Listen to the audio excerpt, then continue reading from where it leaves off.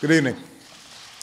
Today I authorized 2 operations in Iraq: targeted airstrikes to protect our American personnel, and a humanitarian effort to help save thousands of Iraqi civilians who are trapped on a mountain without food and water and facing almost certain death. I said in June, as the terrorist group ISIL began an advance across Iraq, that the United States would be prepared to take targeted military action in Iraq if and when we determined that the situation required it. In recent days, these terrorists have continued to move across Iraq and have neared the city of Erbil, where American diplomats and civilians serve at our consulate and American military personnel advise Iraqi forces.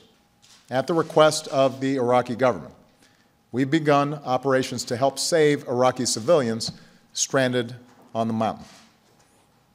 As ISIL has marched across Iraq, it has waged a ruthless campaign against innocent Iraqis. And these terrorists have been especially barbaric towards religious minorities, including Christian and Yazidis, a small and ancient religious sect. Countless Iraqis have been displaced, and chilling reports describe ISIL militants rounding up families, conducting mass executions, and enslaving Yazidi women. Now, I've said before, the United States cannot and should not intervene every time there's a crisis in the world. So let me be clear about why we must act and act now.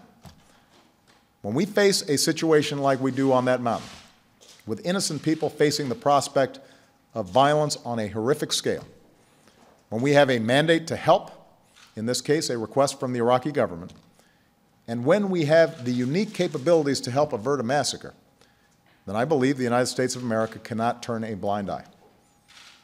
We can act carefully and responsibly to prevent a potential act of genocide.